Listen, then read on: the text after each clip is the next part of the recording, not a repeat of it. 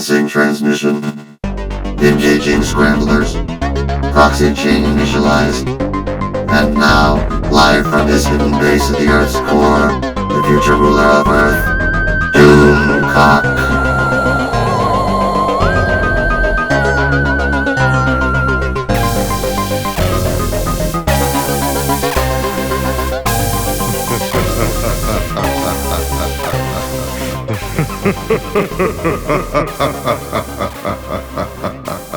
Greetings, Legionnaires, Nemeses, villains, and future subjects. I am Dictor Van Doomcock, the future ruler of Earth, and I come before you today to review the disgrace that is The Last Jedi. I know you must be very upset, I am. but at the same time you seem inexplicably calm. What's the deal? Have you already triggered a doomsday device that's going to blow the Earth up in an hour, settling your grievances with a civilization that dared to reject your genius and failed to bow down before you, even though you gave them every chance, so now they can burn in the fire of your wrath? No, there's a reason for my calm, but that's not it. Though it may seem in the early part of this review that Doomcock is preternaturally calm, trust me, Doomcock is angry, my friends. But Doomcock is also committed to speaking truth, to power, and to all of you. I intend to present an honest critique of this film, to push down my anger for the time being, in order to be objective, logical, and analytical about not only the weaknesses, but the strengths as well of The Last Jedi. But trust me, the rage is coming. Originally, Doomcock had no plans to see this. Why? Because he knew that nothing good could possibly come out of the massive and epic fumble that was The Force Awakens, a film that simultaneously managed to blatantly rip off the original Star Wars movies in almost every imaginable way, and yet also managed to screw the whole thing up, despite it being, in structural terms, a virtual photocopy of the original film, with Frankensteinian parts cobbled together from other movies in the franchise. That's quite an impressive trick, really. You basically have the entire film laid out in front of you, and you still make the awful choice to turn the Luke ripoff character into an insufferable know-it-all Mary Sue who completely undermines the whole hero's journey concept. How can a hero journey to greatness when that hero shows up at the door already covered in great? Lousy with great, chock full o' great, bra stuffed with great, the bestest ever in every way. That's not a journey, that's a finale. What an idiot Jar Jar Abrams is, and what a sad and sorry little abomination The Force Awakens was, to turn an epic odyssey of self-discovery into a Pirates of the Caribbean ride, safely ushering the fans through a rote adventure they've all seen before, with the pirates repainted different colors, bigger palm trees and alligators on the banks to fool the audience, in a bigger boat that for all its surface improvements is still carrying you down the same old river on the established and familiar guide rails beneath the illusion of a choppy surface. Essentially, I knew that The Last Jedi would be a failure no matter what the creative team did, because the foundation it was built upon was rotten, cracked, and fatally flawed. A house divided cannot stand. Similarly, a sequel to a piece of garbage is going to come infested with flies. The failings of The Force Awakens are too numerous to repeat here. Countless essays, reviews, and videos have addressed that almost inconceivable failure, and so Doomcock will only address the most grievous failings here, as needed to illustrate the fundamental structural problems with The Last Jedi. And what is the fundamental problem with The Last Jedi? Star Wars is dead. That's the problem. Yeah, that's a problem, all right. So, what killed it, do you think? The Force Awakens was a mortal blow to Star Wars. They could have staunched the bleeding and possibly saved the patient with The Last Jedi if they had done it right. Granted, the patient wouldn't have ever been the same again, what with the limp, the lazy eye, the hunchback, and the colostomy bag.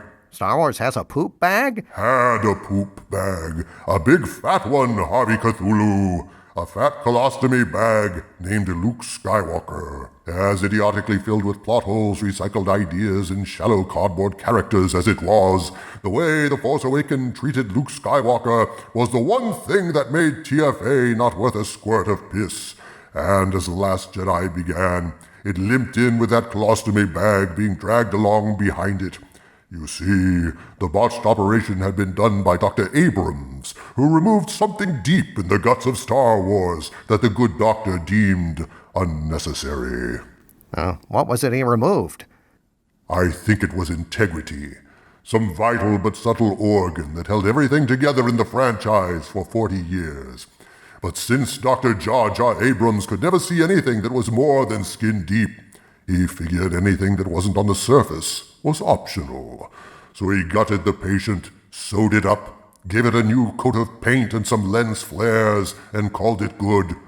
So here is the patient, Star Wars, looking just fine, but staggering in established circles, being severely damaged by the removal of its guts. 2 years pass, and the grieving family is told that the languishing patient is just fine, and they've called in a consultant who will make the patient right as Ryan again, a specialist named Dr. Ryan Johnson. Sadly, by the end of The Last Jedi, it became clear to Doomcock that Dr. Johnson had failed to find a way to fix the botched surgery. It wasn't entirely his fault. The damage that quack Abrams had done was rather severe, but no, Dr. Johnson hadn't fixed the patient. He'd simply given Star Wars a colostomy bag as it lumbered through its final steps. The Last Jedi represents the patient's last breath. Holy crap. It's dead, Jim? Oh, it'll be on life support, and they'll wheel it out every year for the holidays, but yeah, its soul has departed this realm. It is now but a hollow revenant. Doomcock knew this was the case going into the screening, and so, you may ask, what compelled me to see this film? A disturbance in the Force, a split in the body of Star Wars fandom, a gulf on Rotten Tomatoes and IMDb between the reviews of professional critics and the feedback of fans. I went into this viewing because I was getting so many requests from my YouTube subscribers asking me when I was going to review The Last Jedi that Doomcock felt obliged to heed their call. Noblesse oblige? Something like that. I went into this screening knowing that fans were conflicted, not only about the movie, but about the review process itself. When critics overwhelmingly approve of a movie and fans largely hate it, who can be trusted? There have been many allegations flying back and forth, accusations of Disney payoffs and fear tactics, rumors of anti-Disney bots flooding social media with phony bad reviews. Doomcock went to see this movie to gain clarity in this crisis of confidence. Clarity for himself and for his people. And indeed, Doomcock has found the clarity he sought. The Last Jedi is a skillfully crafted, well-acted, technically brilliant disgrace. A film that took the dagger The Force Awakens had stabbed into the franchise's back and pushed it all the way home, piercing the heart of Star Wars and killing it off once and for all. It would be very easy for Doomcock to come here and slam this movie as utterly worthless dreck, but that would be a lie, and Doomcock never lies. Some of the criticisms of The Last Jedi are unjust and exaggerated. There are sections of the movie, scenes, images, performances of undeniable skill and beauty, like the haunting shot of the sunken X-Wing in the lagoon. But at the heart of this film is a hideous cancer that not only ruins The Last Jedi, but kills all hope of Star Wars ever being a unified and coherent franchise again. I'm surprised you can be so objective. I thought you'd be ranting and raving by now. As big a Star Wars fan as you've been all your life, I can't believe you didn't burst into flames upon entering the theater like a vampire being dragged into church. I will explain my composure later, but right now I'm going to begin by breaking this review into parts. First, I'm going to discuss the many specific plot problems with this movie, Then I'm going to address specific controversies that fans have mentioned in their posts. And then finally, I'm going to discuss the crap de la crap, the one objection that trumps all other objections, the thing that ultimately killed Star Wars. So, plot points. Just as with Star Trek Discovery, The Last Jedi has more plot holes than can be catalogued or comprehended by a human being in a single lifetime. The quantum computer Deep Thought in The Hitchhiker's Guide to the Galaxy could compute endlessly for 10 billion years and not count them all, but the number would be way more than 42. There are hundreds, perhaps thousands, of posts on Rotten Tomatoes and IMDb documenting these plot holes, so I'm going to address only the worst of them here and now. Plot hole number 1, the entire plot of the movie. Can the entire plot be a plot hole? Isn't it then just a hole? That's a good point. But like a black hole that devours all light, a big enough plot hole completely swallows up the movie by making everything that happens after the plot hole meaningless and irrelevant. If that should happen right at the start of the movie, then what you're left with is one gigantic hole with uncountable little plot holes within it. So The Last Jedi is Blackburn, Lancashire? Yes, it is the Vatican of Star Wars movies, the holiest of holies. The biggest plot hole happens right at the start, the chase scene that goes on for almost the entire movie. So get this, kids, the Resistance Fleet, actually the government fleet, but we'll call them the Resistance Fleet even though they haven't been rebels since the Empire fell, because we don't have anything else to call them. The Resistance Fleet is running away from the First Order fleet. The Resistance ships can stay just ahead of the First Order ships because they're smaller, see? And that means they're faster. You got me? But wait a minute. In the one true Star Wars, Han Solo told Luke and Obi-Wan, I've outrun Imperial cruisers. Not the local bulk cruisers, mind you. I'm talking about the big Corellian ships now. The Millennium Falcon is small. The Imperial cruiser is large. Now, if that wasn't unusual, why would Han brag about it? If, as a general rule, small ships outrun large ships, wouldn't Obi-Wan have said, no duh? Tell me something I don't know. No duh. Of course he would have. Throughout this entire ridiculous chase, the chase that is at the heart of pretty much everything that happens in this film, the lazy scriptwriters act as if these ships are on the open sea. Smaller ships are faster, I guess, because they have less wind resistance? They weigh less, so they float better. It makes no sense. Size would have nothing to do with anything. A larger ship has more mass, but it also has larger engines to compensate. Regardless, the premise is idiotic. The rebels just don't have enough fuel for hyperspace travel, so they run. They're fast enough to get outside the First Order's blaster range, but not fast enough to escape. So the chase is going to continue until the rebels run out of fuel. Now, there is so much double talk and silly-ass crap in this chase. For example, the First Order keeps hitting the nearest lagging ships.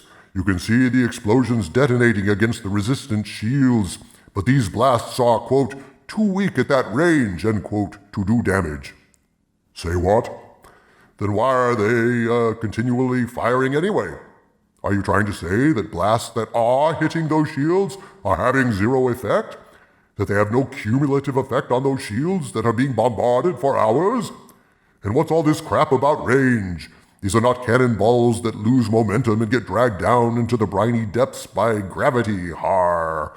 These are destructive bursts of light energy, and light, as you know, tends to keep traveling in a line. What is the medium that's diluting them? Space is largely vacuum, so it's not like on Earth where particles in the path of a light beam scatter its photons and... Dude, let it go. You can harp on this for hours. The more you look at it, the less sense it makes. Like the space bombs. The stupid space bombs that fall through space onto their target below.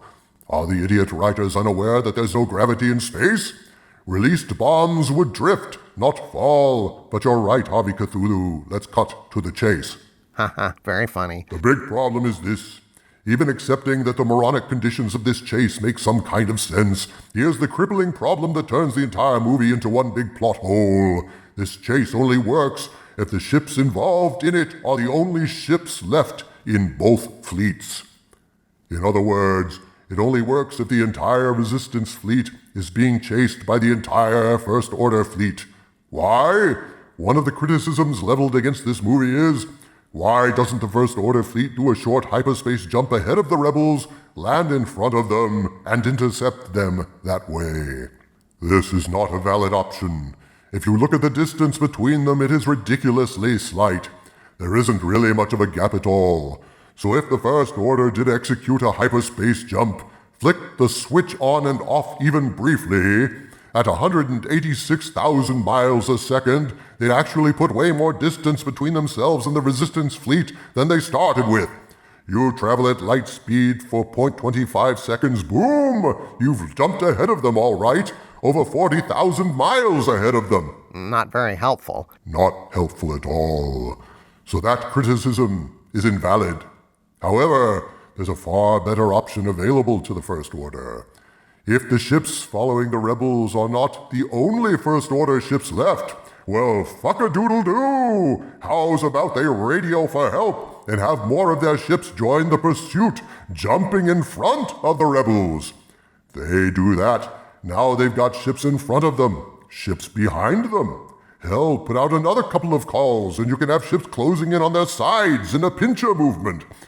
Now that's only if there are more First Order ships, and there must be more First Order ships, because if this scraggly bunch of ships is all the forces available to both sides, then what is all the fuss about? Who cares? I've seen more RVs at a Hank Williams Jr. concert than I saw ships on that screen. This isn't a galactic struggle of good versus evil with just 60 ships. It's a goddamn Civil War reenactment. And the sad part is, they actually stated at one point that, at least for the rebels, that was all that was left of their fleet. True. I think I heard that too, but none of that matters. Unless they're down to their last ships too, the First Order would have ended that chase quickly. Without the chase, nothing else happens in the movie. Finn doesn't have the pointless side adventure with Rose that takes up a good 30 minutes of the movie for nothing. Luke doesn't project himself and die, and Leia doesn't do whatever the hell she did. So the movie wouldn't exist without this plot hole. Thus, the movie itself is swallowed up by one massive plot hole. And the really screwed up part of it all is, within the opening of that chase sequence, there are a ton of smaller plot holes you didn't even get to mention yet. It's a fractal of fucked. Like at the start, Poe just flies up to the big dreadnought, and the First Order just lets him approach. And they just sit there and listen while he prank calls them. I mean, they came to kill rebels, right? So there's a Resistance fighter. Why do they act all nonplussed? Why don't they shoot him without a single thought as he approaches, before he can even speak? If it's at all possible that a single X-Wing could skim their surface and take out all their guns, and this kind of shit happened decades ago on Death Star 1 and Death Star 2. You mean the Death Stars that got taken out by small fighters skimming their surface? Those Death Stars? You know, I think those are the very Death Stars I'm thinking of, Harvey Cthulhu. So yeah, if this kind of thing has happened before, wouldn't they maybe just be watching for that sort of thing again? You think? Especially after the bullshit Starkiller base got destroyed in a similar fashion? At what point does incompetence become so utterly improbable that it becomes a plot hole? I think at the point right after the Last Jedi title scroll. I think right about that point. You speak truly, O Eldritch One. And even worse, the whole First Order fleet is sitting there, doing nothing at all, while Poe zips around shooting out the Dreadnought's guns, and Leia's ship is just hanging around, doing nothing, along with a lot of other ships. Just sitting there during that whole sequence both sides, because apparently nothing can happen until this Poe situation is resolved. Oh, like they were waiting for the director to say action. Evidently, the director rarely says action in this film, because there are lengthy sections where not a whole lot is going on. The slow-motion chase takes up most of the picture. That part that isn't eaten up by Finn and Rose, going on a mission that is mostly boring and turns out to be of no consequence. Well, Captain Phasma gets killed by Finn on that mission, right? As I said, boring and of no consequence. Phasma is a non-character who has a total of maybe 5 minutes in this entire film. And what, 10 minutes in The Force Awakens? Yeah, Her death left a big gaping hole in the soul of Star Wars, and I think in each and every one of us in the audience. I'll never forget her shiny armor and, I guess her, 15 lines in the whole trilogy? Finn was an anonymous janitor stormtrooper to her, completely beneath her notice, so of course she hated him with every fiber of her being. That kind of passion burns with the white-hot light of 1,000 pixels. Yeah, it was a heaping plate of nothing. So let's move on to another film-devouring plot hole. This one so large it consumes both The Force Awakens and The Last Jedi. This idea that Leia and her band are the Resistance. How can that small collection of ships be the entire Resistance fleet, given that the so-called Resistance was actually the government of the Galactic Republic? In actual fact, the First Order would be the Resistance, and Leia and pals would have been the government. This entire trilogy collapses when you consider how did the First Order completely overthrow the Galactic Republic government? By destroying a system in The Force Awakens with Starkiller Base? That's beyond absurd. That's positively brain dead. Consider that this is a galactic republic, made up of thousands of worlds, judging by the size of the chambers in the prequels. The resources of this galactic republic are going to positively dwarf the resources of a defeated empire. Especially if that defeated empire spent a shitload of Nazi gold on a fucking Starkiller base that went boom! Boy, that's a real estate investment they'll never recoup.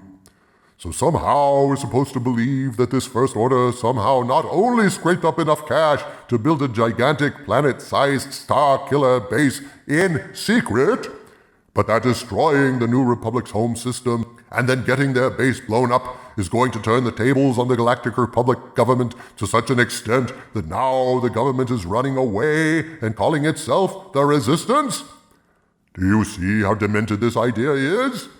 It's like if the city of Madison, Wisconsin destroyed Washington, D.C. with a nuke. Their only nuke, in fact, which is now obviously blown up. Okay, great. So would Madison, Wisconsin suddenly have resources dwarfing the U.S.'s military might? Hell no! We'd still have 49 states, bombers, subs, an armed populace and nukes of our own. Instead of collapsing and allowing Madison to rule, the U.S. would marshal its considerable resources and crush Madison without a whole lot of effort. So this idea that between the two movies, between which 0 time passes, Rey is still handing Luke the lightsaber after all, the government goes from republic to resistance? This is the height of lunacy! It's more ridiculous than a granny on a stripper pole at a NAMBLA convention. You're pretty weird, Harvey Cthulhu. I'm just trying to get into your world, brother. Like most things that are wrong with The Last Jedi, the blame for this idiocy can be laid at Jar Jar Abrams' feet, placed inside a large mystery box, and shoved right up his ass, that pickle-nosed hack. This political setup Rian Johnson inherited is nonsensical. A galactic government doesn't completely collapse and turn into a ragtag rebellion with the loss of 1 or 2 systems. Okay, so the whole notion of the First Order rising from the ashes of the defeated Empire just because they used the Starkiller base once or twice is silly.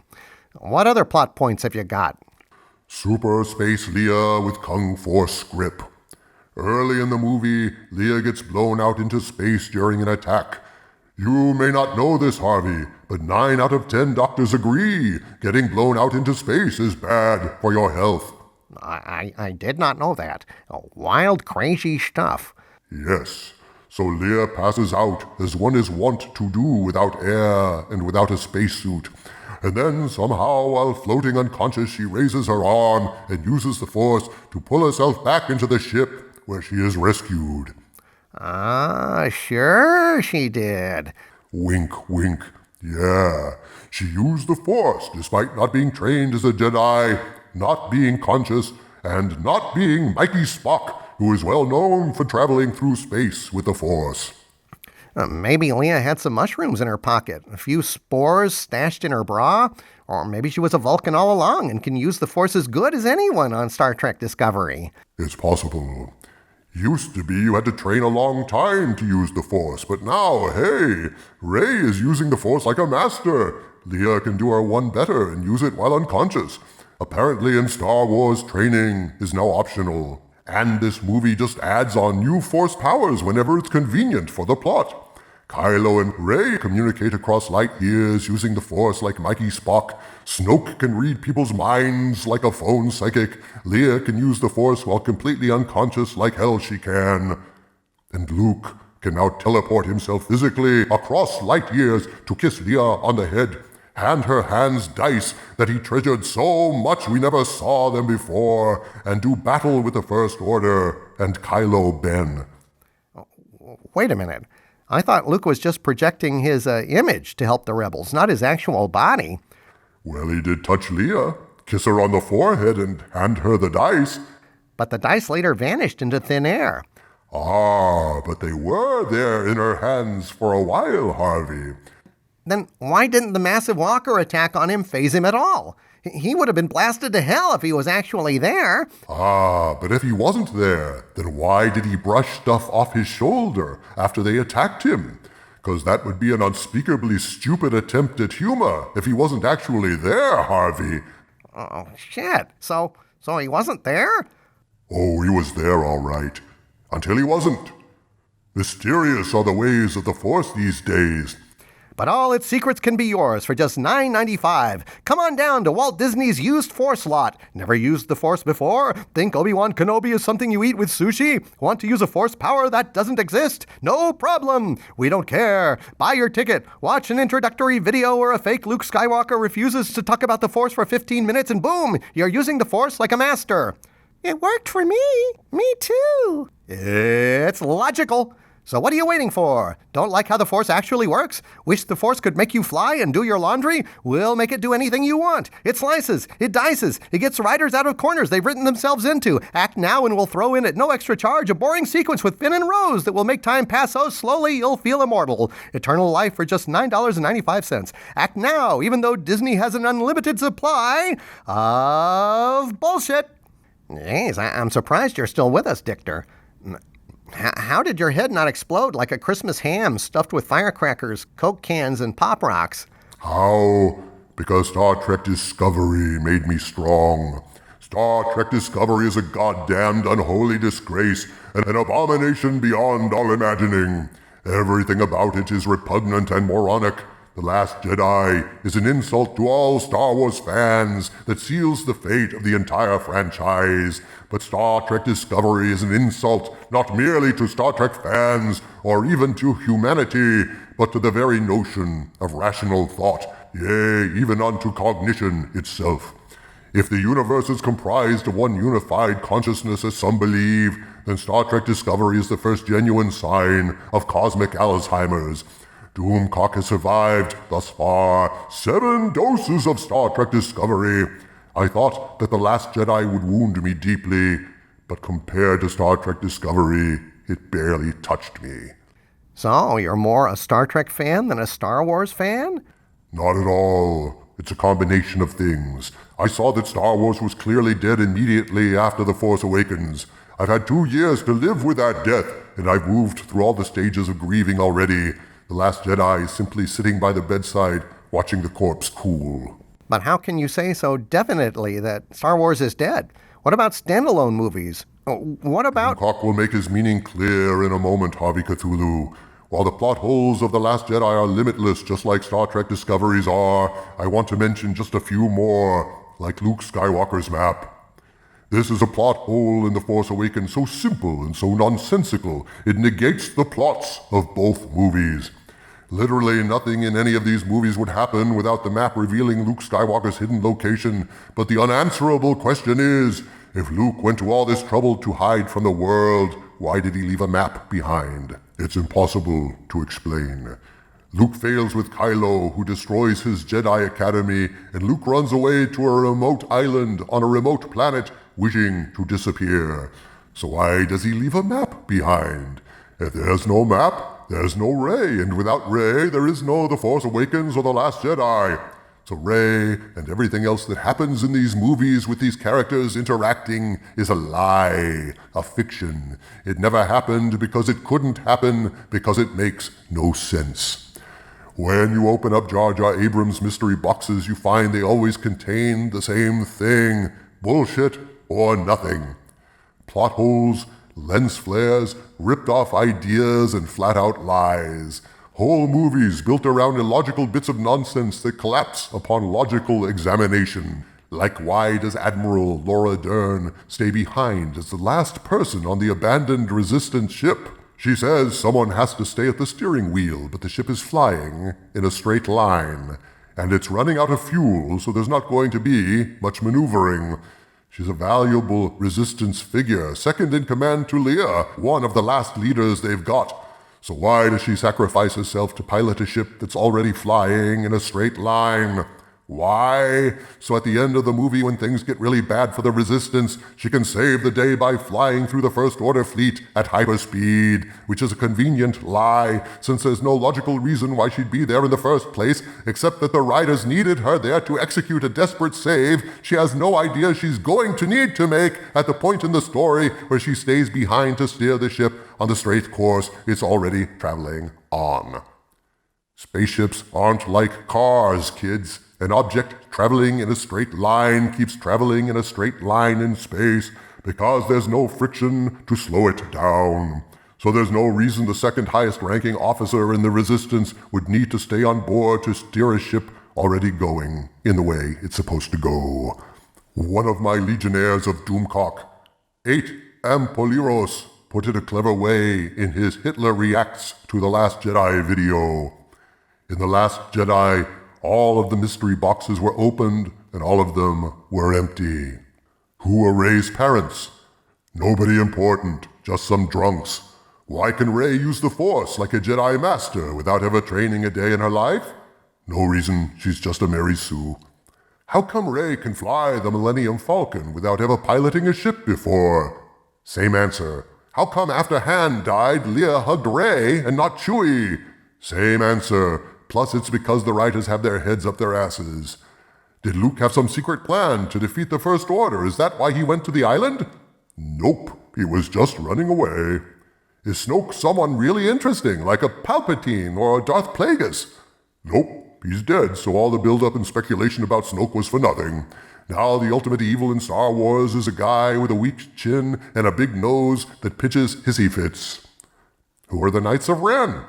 Doesn't matter. Since Kylo Ren killed Snoke, he doesn't hang out with them anymore. Why did Max von Sydow's utterly forgettable 3-minute character have Luke's map?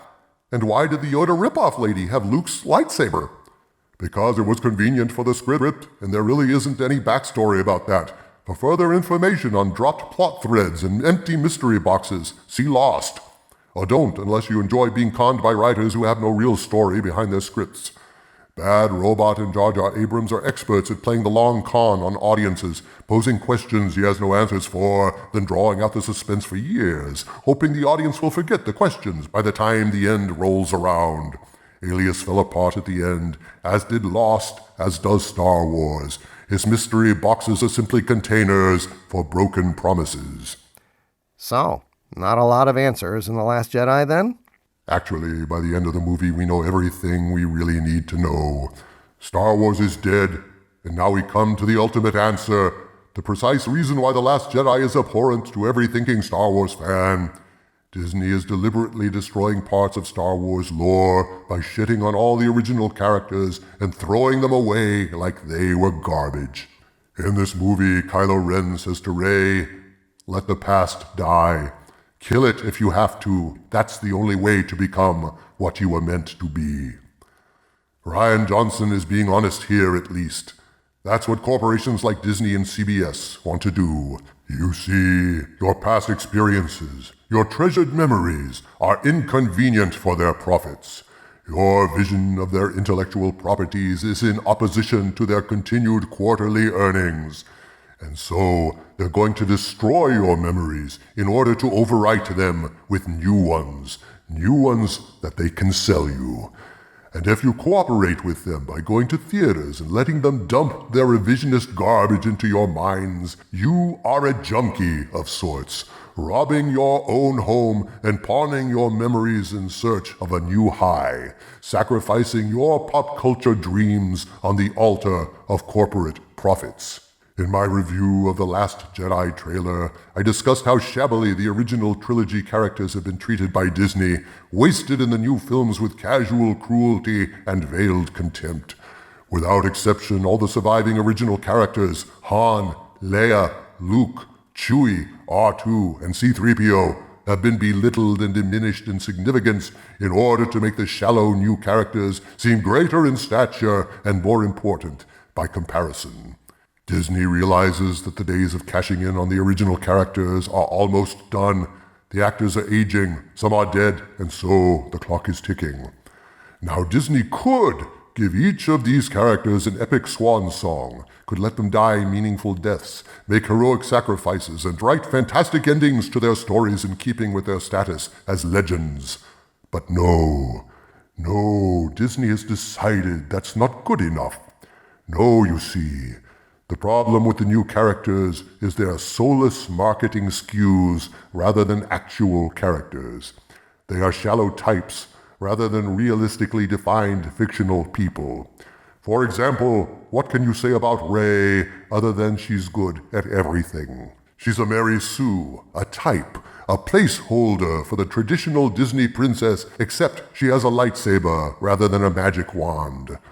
Luke, on the other hand, begins as a kid who longs to get away from his drab life as a farmer.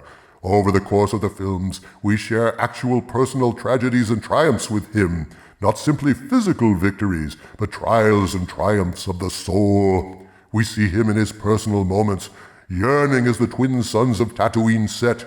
Who could ever forget the beauty of that moment, that yearning conveyed without a single word? Or the moment of pain when Luke finds his family slaughtered by stormtroopers, or the final internal triumph of his spirit when he lowers his lightsaber and says, "I am a Jedi, like my father before me." What moment is there like these for Rey that is not simple physical triumph, shooting or running or jumping? There is no character there, no real emotion, no inner life beyond the happenings of the plot. Finn is the same way, and Poe, and on and on and on, little placeholders for actual characters that never show up. So what does Disney do? It decides to steal glory from the original characters, hoping to shore up their new pseudo-characters by comparison. Luke's part is stripped down to nothing in The Force Awakens, and then actively degraded in The Last Jedi, making Rey look so much better standing next to him. This old broken-down Luke guy is your hero? Are you crazy?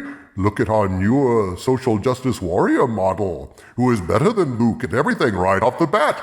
She uses the Force as well as he did in Return of the Jedi, and she hasn't even been trained yet.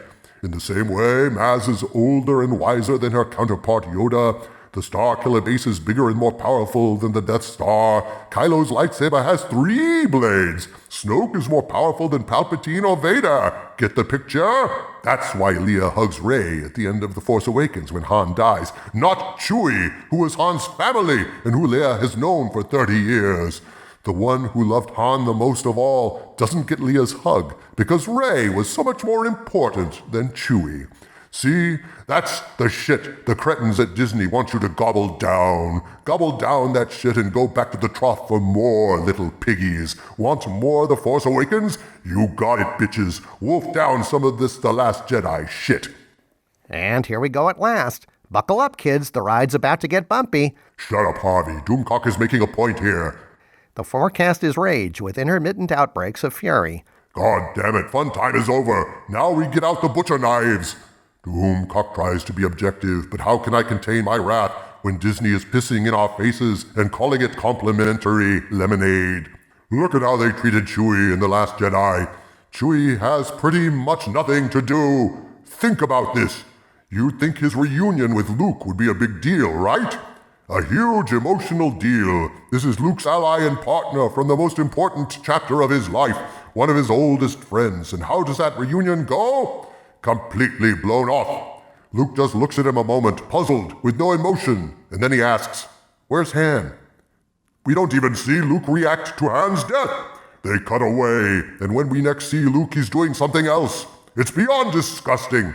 It reduces the reality of these characters, of their relationships. It hides their emotional depths from us, which Disney doesn't want us to see, because depth is something their new characters don't have, and they don't want the original characters to remind us of that by showing any depths themselves. You play the warmth and genuine feelings from the original trilogy next to the canned, processed cheese whiz that passes for the shallow new characters, it'll become glaringly apparent that Disney has no idea how to make Star Wars. Chewie gets shafted in these new movies repeatedly. In The Last Jedi, he gets one lousy scene with a roasted space chicken, and that's that. The rest of the time, he's in the background, taking orders from Rey, which makes no sense whatsoever when you get right down to it. It begs the question, does ownership of Chewie come with the Millennium Falcon? Last I checked, Chewie was not Han's pet. He was Han's partner, a sentient being, a pirate, and a smuggler, just like Han. Now, at this point, neither Han nor Chewie had been involved with the New Republic for years. So why, now that Han is dead, isn't Chewie the owner of the Millennium Falcon? Why is he hanging around taking orders from Rey and serving as her flunky while she takes command of the ship? Why is he even involved anymore? He's a smuggler. What does he owe the New Republic? They never gave him a medal. There's no Han left to partner with, and Leia hugged Rey instead of him. Do you see how bloody offensive all of this is to lifelong Star Wars fans? How presumptuous, insipid, disingenuous, and contemptuous all of this is. Han gets knocked off right away in the new film, taken out like a little bitch by his emo son. Chewie serves only as Rey's sidekick. C-3PO and R2-D2 are reduced to pointless cameos, literally minor walk-on roles, while that fucking worthless, unimaginative piece of shit BB-8 hogs all the droid action in The Last Jedi. He takes all the scenes, saves Finn and Rose multiple times, while R2 has almost nothing to do and C-3PO has maybe 10 lines in the whole film. Now think about that. While there are reasons to transfer the focus from the original characters to the new characters because the original cast is aging, that excuse doesn't hold for C-3PO or R2-D2. There isn't even that excuse. Jar Jar Abrams just liked his droid design better because it was his, and what a god-awful piece of garbage that thing is. Abrams came up with the original design for BB-8, and it is emblematic of his modus operandi. Abrams takes things apart, created by people far more talented than he is, sticks in some random thing with an odd shape that doesn't make sense, puts it back together again so it's a lot worse than it was, and calls it a good day's work. Look at this worthless piece of trash. What towering leap of creative genius did Abrams have to mount to make BB-8? He took a droid head, stuck it on a fucking beach ball, and said, "Eureka, no need to show that stupid R2-D2 anymore." Every time Doomcock sees that damn thing, he wants to kick it to pieces. It's not clever, beautiful, elegant, or cute. It's annoying as hell. Important safety tip. When Doomcock launches his giant robot army to seize control of the Earth, if you're being chased by one of my robots and you want to get away, just toss a BB-8 toy down the street. My robots will be programmed to make destroying every single BB-8 an Alpha 1 priority. Damn, I hate that goddamn little shit. How dare they relegate a beautiful robot like R2 to second banana status for that droid head on a beach ball. Beach Ball 8, go fuck yourself. Easy now, easy. Remember your blood pressure. Bah, what does it matter now? All ties to the original trilogy are being severed. All the beloved original characters are either killed, belittled, or ignored, which leads us to Luke Skywalker, the unkindest cut of all.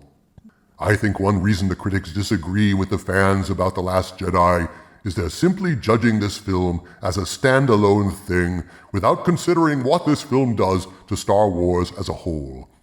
Overall, this film is no more stupid and plot hole filled than your average idiotic event movie, and there are sequences of great beauty. The scene where Kylo Ren kills Snoke, for example, is a visually attractive scene. Because Kylo is executing the same move with two lightsabers, the one he's holding and the one beside Snoke, Snoke doesn't pick up these dual motions, though many feel this is a huge plot hole. Doomcock actually gives this one to the writers. Doomcock could buy that this possibly might make sense, and I thought it was an elegant solution to the problem.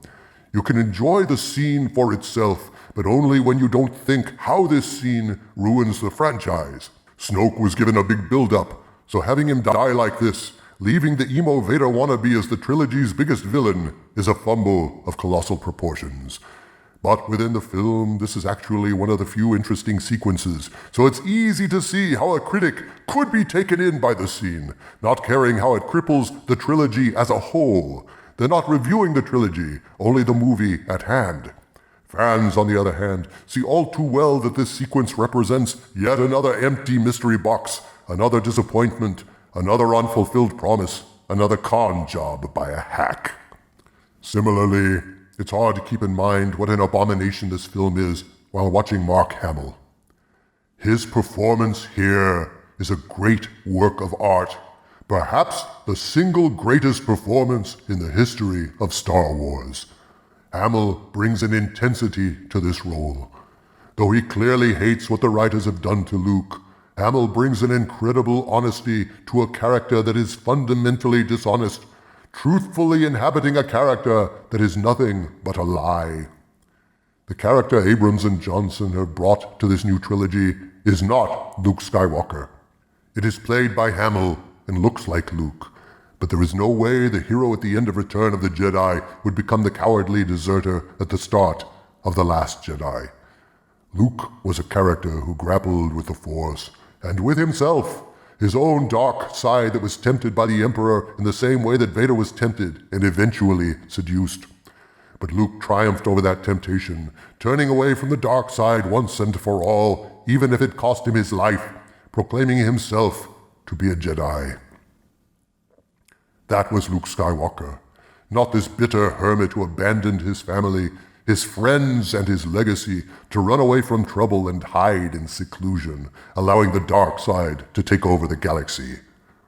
If the character Hamill plays in this movie is Luke Skywalker, then it totally undermines and invalidates the validity of the entire original trilogy. Indeed, the other characters fare no better. Luke is a bitter coward and a failure. Han leaves his family and returns to smuggling. Leia fails to stop Ben Solo from becoming an evil emo punk. These new films completely wreck the original trilogy, every triumph the original characters had, and our shared cultural heritage as Star Wars fans. So that can't be the case, can it? It's easy to believe in the character Mark Hamill is playing. He portrays the character with depth, utter conviction. Suffering is etched into every line on his weathered face. This man is not faking depths of pain, he is inhabiting those depths. You wonder at his nuanced and fascinating portrayal of a man whose faith is shattered. His performance is so compelling, so watchable, so mesmerizing, it's easy to forget that this can't be Luke Skywalker, not the Luke that destroyed the Death Star, that faced down Vader and the Emperor, that rescued Han from Jabba. Sure, the guy that Hamill is playing is riveting. A disillusioned warrior in the twilight of his years. I enjoyed his performance, as I'm certain the critics did. But where critics were fooled, Doomcock and most true fans were not. I never forgot that whoever that guy on the screen was, he was not Luke Skywalker. For if he is Luke, then Star Wars is dead. And yet the hacks, liars, and frauds that slapped this garbage together say it is Luke Skywalker, so by their own admission, either The Last Jedi is a complete fraud, misrepresenting this bitter old man as Luke, or Star Wars is dead. These two abominable movies completely ruin the original trilogy. They rob our long-cherished heroes of their triumphs, the worth of their sacrifices, their very souls, and worse, they defile our childhood memories of that galaxy far, far away, ensoiling and devaluing all the original characters, Disney defiles our very dreams, the cultural heritage of a generation. To sum up, critics can never love Star Wars the way the fans do. They are judging The Last Jedi, a mediocre and typical action film, on its own merits without considering the larger damage its existence is wreaking. The fans, however, they understand what has been lost. The soul of Star Wars has departed the franchise. Only a hollow shell remains. How profitable it will be depends on how many fans in the end are aware enough to catch the whiff of rot beneath the cloying scent of bucket after bucket of popcorn. I conclude my review by giving The Last Jedi 3 stars on its own merits, and 1 star, the rage of a billion exploding galaxies chock full of TNT, for choking the last breath out of the franchise. To all of my viewers out there, may the Force be with you, for it is no longer with Star Wars.